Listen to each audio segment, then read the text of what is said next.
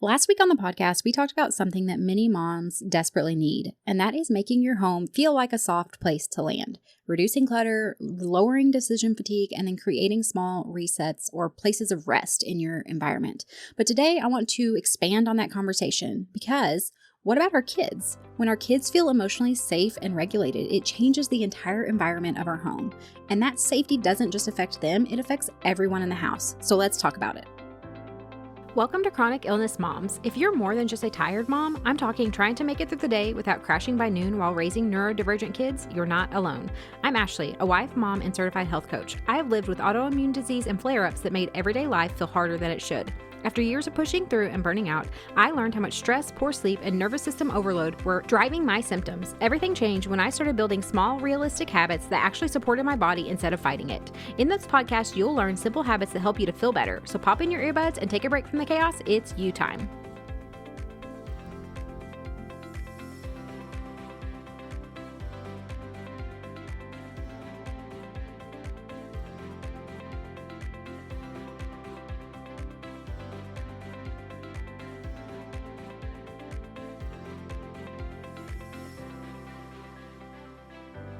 Friend, if you are raising kids while living with chronic illness or fatigue or chronic symptoms of any kind, you already know that your nervous system is carrying a lot. Fatigue, brain fog, constant stress, the constant mental load of parenting. And if you're raising neurodivergent kids, the emotional environment of the home can sometimes feel intense. Kids can experience big emotions. Transitions can be hard. And when the nervous system in the house, like all the nervous systems in the house are dysregulated, the entire environment can start to feel chaotic. Can anyone relate? I know we have had those times in my house. But when kids feel safe and they feel supported, something interesting happens. Their nervous systems begin to regulate, and that regulation will often spread throughout the entire home. So today we're going to be talking about how can we make our homes a soft place to land, not just for us, but for our kids too. I've noticed something over the years in our home. There are days whenever everything feels just really tense. Maybe the kids are overwhelmed. Maybe we didn't sleep well before. And so I'm overwhelmed. The transitions are harder. Everyone just seems on edge. And then suddenly the house just feels louder. People have big emotions. Everyone's a little more reactive or a little bit more excitable. And, on those days, it's easy to think that the problem is like the mess or the schedule or the noise or something else. But over time, I have noticed something deeper going on. And that is whenever my kids' nervous systems were overwhelmed, the entire environment of the home really shifted. But what I also found was the opposite was true. When my kids felt calm, supported, and emotionally safe, something changed in my house. It just felt different. There was less tension. It was easier to connect with each other. Everyone seemed to be able to regulate a little bit more easier. Everyone was sitting around quietly reading books and just enjoying themselves and playing with each other. And it helped me to realize something really important. Sometimes the environment of the home, it doesn't change because we clean the house or we reorganize everything. While those things absolutely do add to the emotional and like the stress on our nervous system, that is not the whole picture. Because if we can also support our kids and ourselves emotionally so that everyone's nervous systems are regulated, so we all are feeling this is a safe place to go to, when kids feel emotionally safe, that sense of safety will often spread throughout the whole house. So let's talk about a few simple ways that your home can feel more emotionally safe for your kids. The first one is to create predictable routines. So predictability is going to help the nervous system relax. Because they're not trying to figure out, or you're not trying to figure out, what are we doing next? What are we doing next? So predictability for kids, it helps them to know what to expect, and then their brain's not constantly staying in alert mode. Now, you might have a kid, I have a kid who will still ask, even though he might know what the schedule is, but he just gets a little anxious about it, so he will still ask. And that could be where having, a visual schedule could be really great. Having pictures of what comes next for each one, those visual reminders, so they can look at that. That could be a great tool for that. But also let's think about, okay, so what are some ways that we can create some consistency in the house? This could be very consistent or at least similar morning routines that they're doing every single morning. It could be consistent bedtime routines, and it could be predictable transitions during the day. Now, if you're like me, we have some days where like some kids go to therapy and some kids don't, or like one kid goes to school, some kids go to therapy. We just have different days. So not every day looks the same, and not our schedule is not the same every single time. But if we can create some consistency in, this is what we do in the morning, and then we get ready, and then we eat, and then we move on to the next things. Or at night, we eat dinner, then we do a pickup, then we get pajamas on, then we brush our teeth, then we read a story. Creating that consistency gives kids that sense of safety and knowing what to expect. Okay, the second thing is creating a safe reset space. So sometimes kids just need a place where they can calm down. Doesn't mean that they're in trouble. It's just a place where they can go to settle themselves, to settle their nervous systems. Now, this might look like a soft pillow or a beanbag chair or a cozy blanket or some kind of sensory tools or fidgets. It might look like them going outside for a little bit if that's what they enjoy. It could look like sitting and reading a calming book, a crash pad with a pillow and blanket, whatever works for your kids, but having a set space for them to be able to go if they're feeling overwhelmed and giving them permission to do that. I know with my kids sometimes, if I can tell they're just overwhelmed, I'll just say, hey, do you want to take a minute? Do you want to go just take a minute to sit? And sometimes they'll say, yeah. One of my kids specifically will say, I want to go to my room. I need a minute. And that's perfectly fine with me. If you need a minute because you're overwhelmed and you want to go to your room, I appreciate that you communicated your needs to me in a calm and kind manner. And you're telling me that that's what you need to do. So absolutely, please go do it.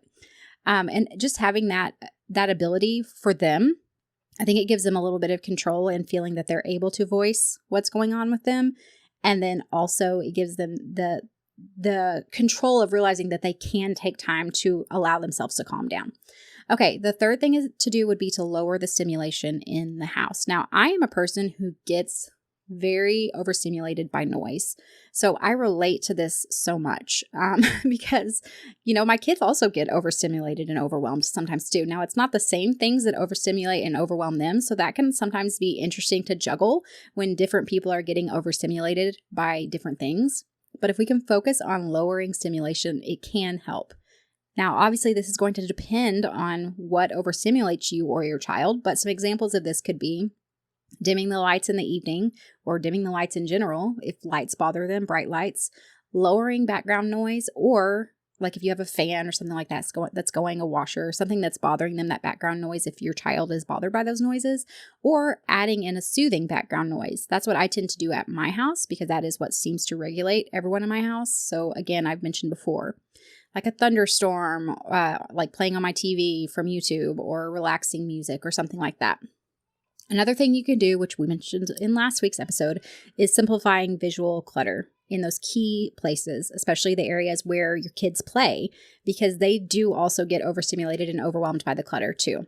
They might not realize it, or they might not be able to put words to it, but clutter in general is extremely overstimulating and overwhelming for most of us. So whenever your kids feel like the environment is safe, it's not adding in that stimulation that is adding to their overwhelm and adding to their overstimulation, that can also help their nervous system to be able to regulate.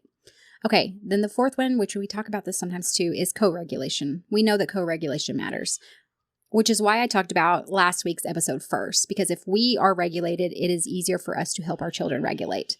So kids, we know, often regulate through that connection with their parents.